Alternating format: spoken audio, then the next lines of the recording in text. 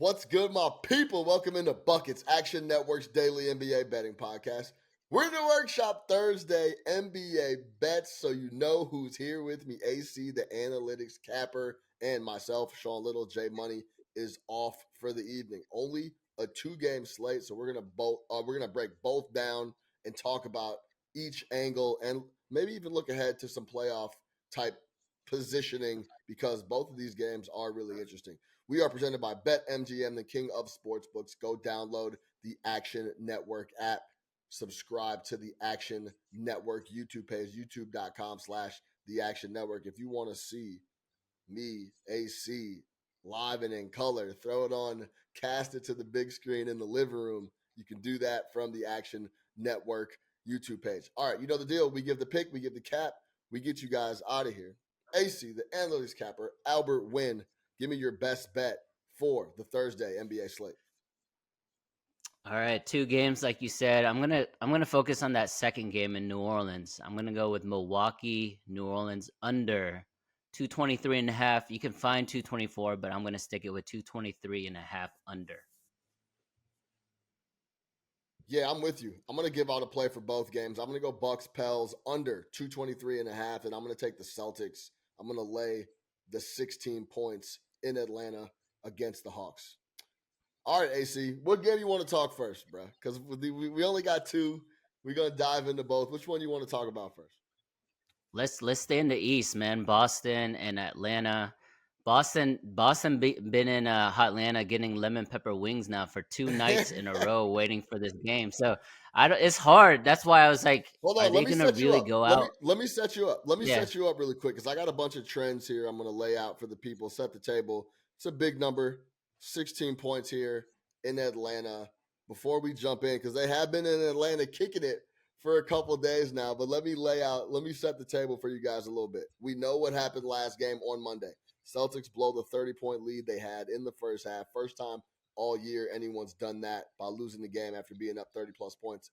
Celtics then, though, they do get 2 full days off in Atlanta eating the lemon pepper wings, but they still get to kick those feet up and relax. The Boston Celtics, 9-5-1 ATS with 2 or 3 days off this year. The Celtics are also 13-9-1 ATS with the rest advantage. That's 59.1%. Celtics after a loss, 8-6 ATS. I actually thought that number would be better, but that is the official. Celtics after a loss, only 8-6 ATS. But last 18 games, 14-4 ATS. Celtics 9-3 when favored by 13 or more points this year. This is a big number here at the 16 number. Injury report, J-Rue Holiday, J-Rue Drew Holiday. That's what I call him, J-Rue. If you don't know that about me, that's I love to call Drew Holiday, J-Rue Drew Holiday. He missed 2 straight games, missed Saturday and Monday against Atlanta. Derek White missed the game on Monday in Atlanta. Stay tuned on the injury report. Not yet submitted as we record this on Wednesday night. But, yeah, that's the table for the Celtics. Let me give you a couple quick things on the Hawks, AC, and I'll get your thoughts. They've won 3 straight and 3-0 against the spread.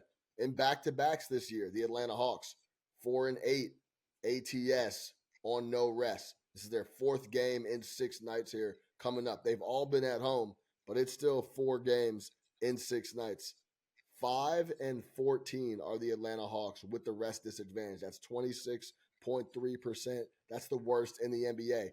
They're coming off a back-to-back while Boston is having 2 full days off. That is the worst rest advantage you can have, essentially, in the NBA. Injury report still pretty rough. Playing their game in Portland today. Still no Jalen Johnson. Still no Okongwu as well out for the Atlanta Hawks. All right, AC. I threw a lot of numbers out you there, a lot of trends, a lot of ATS trends. But overall, this is a Celtic spot for me. Talk to me about this matchup. Yeah, for those who don't know, me and Sean, we do this show, weekly for you guys, but we're also friends off the screen, right? And we are in alignment when it comes to Boston and how they are. They are an elite front running team. When they are up big, they're going to blow teams out. So if you like this number, they're going to blow them out by 20, 25, to be honest. I don't think that number is going to be close if they're going to blow them out. But if it's a close game, late in the fourth quarter, you might have to take some live action on the Hawks money line just because, right? Just because we know Boston kind of falters late, late in games. Maybe they'll fix it before the playoffs. Who knows? But those are my thoughts there. You know, I like to jump into the murky waters, especially in Atlanta, laying Yeah, big, yeah, you do. getting big numbers like that. But for some reason, this plus 16, it didn't really speak to me, and I'm just gonna lay off of it. Sometimes the best bet is no bet, but I'm gonna cheer for you, Sean. Yeah, I'm gonna go ahead and lay the points. I'm gonna lay the 16 with the Boston Celtics playing the Atlanta Hawks. Keep an eye on the injury report. Who knows who plays in this game? But I don't see why most of the guys that went on Monday for Boston won't go again. Hopefully, they can get Derek White back. We'll see. Drew Holiday's dealing with the hand. We'll see what happens there. But either way, even if those two guys don't come back, I don't, and I don't even want to call this a revenge spot because I'm with Matt Moore on the idea that these March, NBA games don't really matter. But I think there's just too flat out too much talent and a way better team here in Atlanta. As I mentioned prior, the Boston Celtics coming into that game on Monday, 14-3 against the spread the last 17, covering the number by an average of 14.3 points, not winning games by 14.3 points, covering the number by 14.3 points, 7 wins by 25 plus, 2 wins by plus 50 points. So they have been mashing people and putting these bad teams and essentially good teams in the league away and in the dust frequently. They were up 30 in this game. I think they just, for whatever reason, got extremely lackadaisical. They looked up, and by the time they looked back up, that 30-point lead was 10-12, and then it was an NBA basketball game again. If you want to lean first half and lay the 7.5, 8.5 points, I'm not mad at that either. Along with New Orleans Pelicans, the Celtics have been one of the best first half teams in the NBA. I think this is a not. I want it is a bounce back spot just because of what happened in the embarrassment and the narrative that everybody talked about on Monday. Coming out of that game is the same old Boston Celtics, including me and you, AC, that they have struggled. They have trouble executing, especially without Derek White coming down the stretch. But I think overall, they're going to wear these dudes out. 4 games in 6 nights for Atlanta. This is a 20-point win, in my opinion, Yeah. for the Boston Celtics. Yeah, one last thing, and I'm not a big trends guy. I know like people love they're 9-1 in their last 10. They've covered 8 of those games. Like all of that does matter because they're exceeding expectations. But a spot that I like to see is also the totals, right? Like if the total is going up, you would favor the explosive offense. And in this case, we know Atlanta. You made a great point. 4 games in 6 nights, they're not going to play much defense in this game. So if you don't want to lay the 16 or you don't want to even touch the spread, maybe look in the team total over because I do think Boston's going to get buckets all night long. Yeah, that's a great point. And I'm looking at the team total as we speak right now. There's a number out there in the market, 11:10 p.m. on Wednesday. Team total over 120 and a half, minus 130 on the Boston Celtics. I'm confident they hang a bigger number than 120 and a half against the Atlanta Hawks. Over 122 and a half is plus 100, even money there. It's really interesting. The book that I'm referring to that releases the team totals the earliest, they'll leave one number with a gap, and then it's always a 30-cent difference. So over Mm. 120 and a half is minus 130. Over 122 and a half is even money. So wherever you're feeling, whatever you want to do, if you want to lay the juice, depending on what it looks like in the morning. But I do like Boston to cover the number, and I like them to score over 120 and a half. I may actually lean over 120 and a half a little more, but I rather lay the 10 cents instead of the 30 cents. All right, let's go to the second matchup, the better matchup of the two. That is the Milwaukee Bucks in New Orleans to take on the Pelicans. Bucks are -2 on the road. Road favorites here. Total is 224. Both teams coming off tough losses. Pelicans to the Thunder. The comeback came up a little short for a team. We talked about it on buckets. If The Thunder could come out and win that first half where the Pelicans have been doing damage all season long in that first half. They've been winning the first half, locking up on D, and then just trying to suffocate you out the rest of the night. If you can win that first half against the Pelicans, you have a real shot. That's exactly what the Thunder did. They won the first half and then hung on and showed a lot of grit coming down the stretch here. Mark Dagnall was changing up rotations to close out the game. SGA has not scored 30 points here in a while. Mr. Consistent, we talk about how he's been clipping that 31, 32 point mark every single night. He hasn't scored 30 plus in 4 straight. So they got it done. Team ball. Josh Giddey had a really good outing, but both teams coming off of a loss. Pelicans after a loss. 18-8-1 ATS. That is the best mark in the NBA. As home underdogs, there'll be a small dog here against the Bucks. 5-4 ATS. To talk about the Bucks, similarly to what Boston did on Monday, AC, the Bucks blew a 19-point lead to the Lakers in the fourth quarter with 8:25 left in the game. They were up 19. That should be an absolute lock. Unheard of right now in the NBA with some of these spooky games coming down the stretch. Austin Reeves got hot and essentially brought the Lakers back into the game. After a loss, the Milwaukee Bucks, 10-14-1 ATS. That's only 41.7%. As road favorites, 12-14 ATS. AC, I'm looking at the total here. We're both looking at the total here. Tell me why you like under 223.5. Yeah, I think if New Orleans wants to compete in this game, they have to grind it out because I don't think without Brandon Ingram, they're going to have the firepower to stay with Milwaukee. So I like the under here. The line is a little fishy, right? They're missing Ingram and they're only two-point underdogs at home, so it's a little weird there. I have a small lean to Milwaukee because um, I think they have more to prove, to be honest. I think New Orleans is playing great. I think they're playing right at expectation, whereas we're still waiting for Milwaukee to kind of show that they are, the team to beat in the East. Right now, it's still Boston. But with that said, I like the under here. If anything, it's the under or maybe the Pelicans team total under because I think they're just going to really grind it out and play slow. Those are my 2 cents when it comes to this game.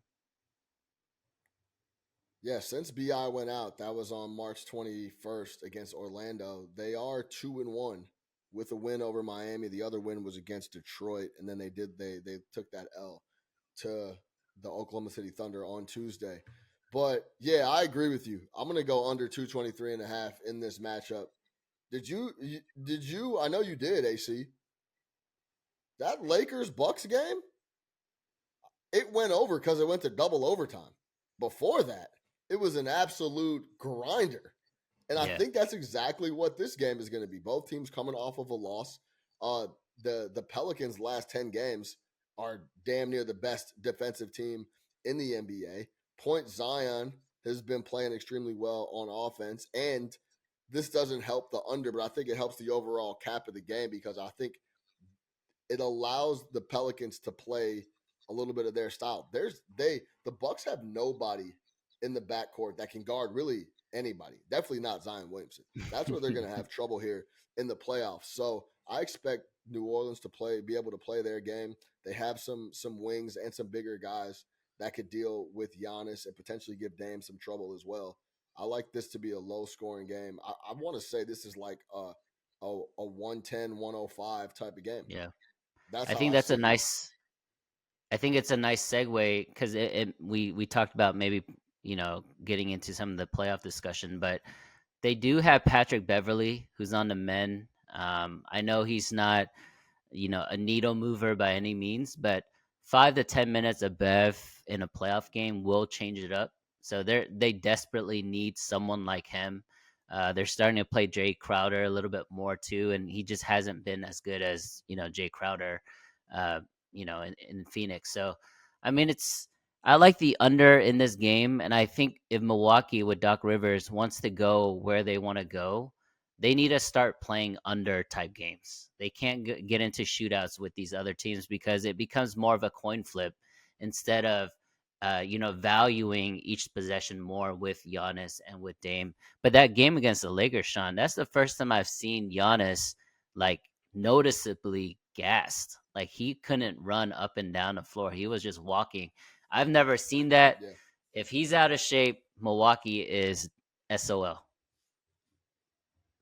Yeah, I wouldn't say he's out of shape, but yeah, I mean they need him at tip top all game long if they're gonna make a deep run in the playoffs here. The Milwaukee Bucks on the road, 15-20 to the under.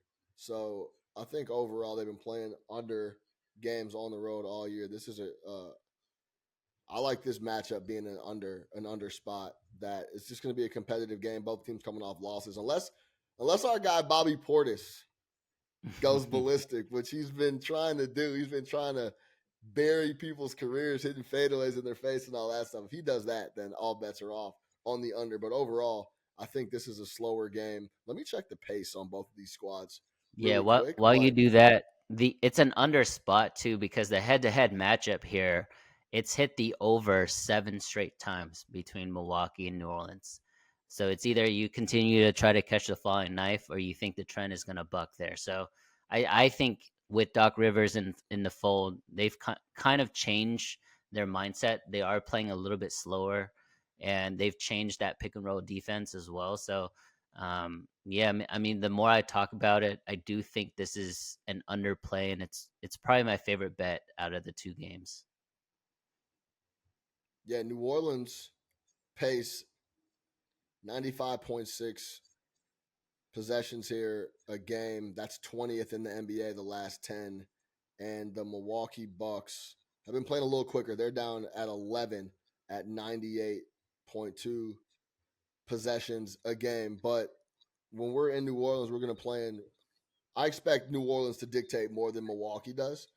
As long as we avoid some crazy explosion from the guys on Milwaukee, because those are that out of the two teams, they have the guys that can have the 45, 50-point night, Yep. then I Yep. believe this is another game. And I think New Orleans comes in locked in and ready to go, where they don't let Dame score 50. They don't let Giannis score 50. And Chris Middleton's coming off a horrific shooting performance as well. So as long as we don't get crazy positive regression on that end, I think we'll be in good shape. Any other thoughts before we get out of here? No, I'm good. I think you nailed it right on the dot. All right. To recap, AC, the analytics capper, is on Bucks Pels under 223.5. I am also on Bucks Pels under 223.5, and I'm going to lay the wood with the Boston Celtics minus 16.